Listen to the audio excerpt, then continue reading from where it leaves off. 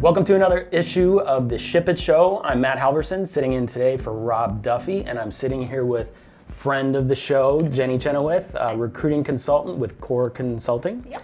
And today we're talking about managing relationships within an organization between tech people and non-tech people. And I think today we want to focus specifically on kind of the non-technical project manager who has moved into a role where they're overseeing a tech project, some kind of piece of software, and they're like, oh my gosh, where do I start? I've never done this before. I've never talked to these kinds of people. Yep. So let's just start there. Imagine I'm that person. I say, help. Where do I start? What do I do? Yeah. So it's interesting because I'm a non-tech person living in a technology world. I've always done recruiting for technology companies. So it's hard, right? Because you don't want to be the fraud. You don't want to be the one that's pretending to know the technology. I've worked with a lot of recruiters that have pretended to know the technology as they're talking to an engineer, and an engineer can quickly read through that. So, one of my first recommendations, or I guess advice that I give to someone starting out in a tech company that hasn't been in a tech company before, really the first thing to do is to show your vulnerability. Mm-hmm. And I know that sounds counterproductive, but I found that the more you try and fake it, the more you're going to be called out on about that. So I ask a lot of questions. I make sure that, I started off with, hey, I'm coming in as the non-expert, but you are the expert, and I can't wait to learn about that from you.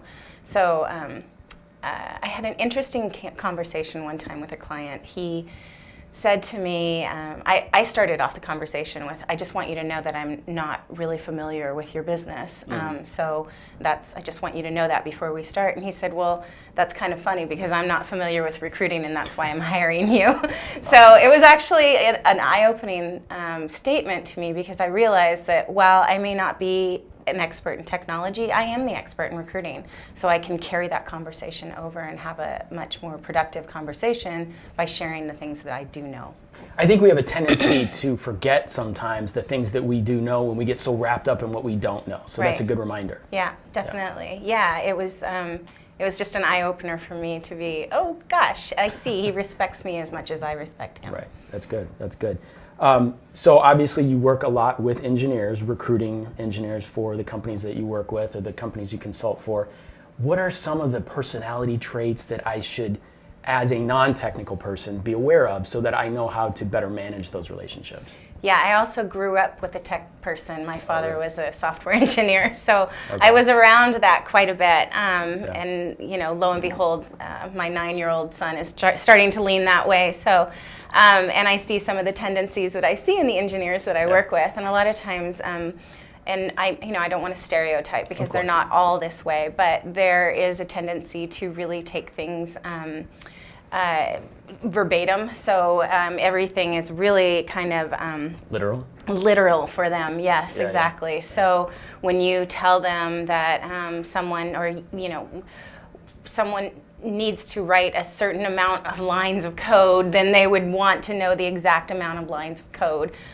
Whereas my personality is a much more kind of play it by ear type personality, and so I have to work with those engineers to make sure that I'm giving them specific terminologies that they can reciprocate, because otherwise they'll end up struggling with what the information is that I'm trying to convey to them. Yeah.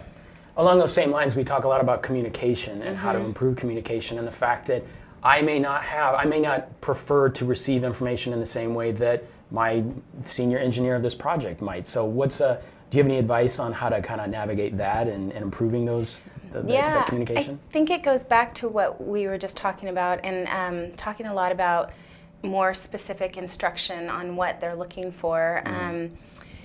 For people that can take things with a little more ambiguity, that may be not the right place for a really process-driven engineer. Okay. So trying to be as specific as possible when you're talking to an engineer is really helpful. I think they appreciate it, and really ultimately that's what I'm trying to do, is build that relationship with them and speak in their language as much as I possibly can without losing my own personality in the transition. Gotcha.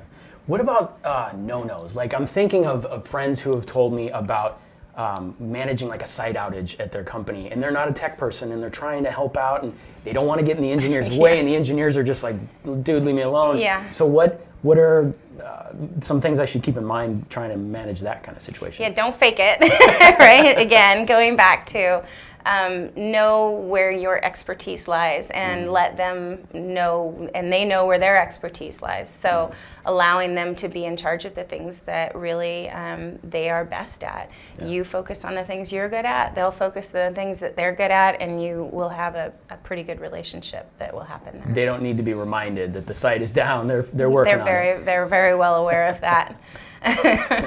What about, and this is just kind of stepping back, like a general question, what makes for a good culture at an organization that does have such diverse groups of employees? Yeah, I think it depends on the organization. I have a few different clients right now, and every single one of them has their own kind of culture, and most of them are startups, so they're still kind of growing and developing that culture.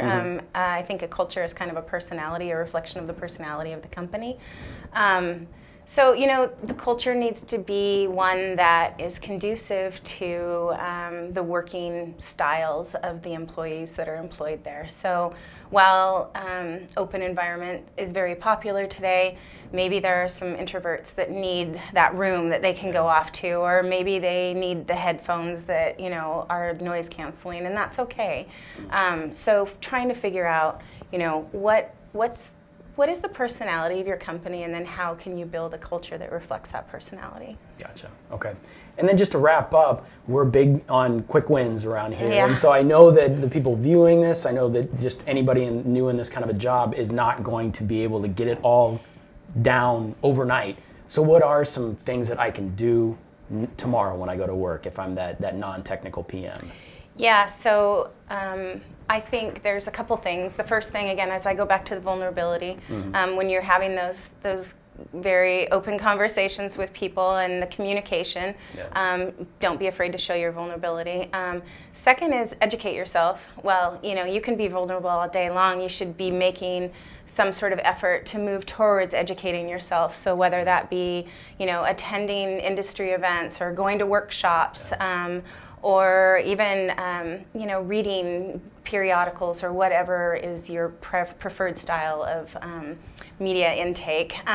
That is, I just highly recommend that you educate yourself, so at some point it'll all start to click and you'll feel a little more comfortable around the technical people. And I have to imagine those technical people will appreciate the fact that you went out of your way to educate yourself instead of just leaning on them for everything, right? Yeah. It's like being in France and trying to speak French. At least you tried. Well, that's a good place to stop. I appreciate you coming in, Jenny. All right, it was Thank you nice so meeting much. you. Thank you. Take care. Take care.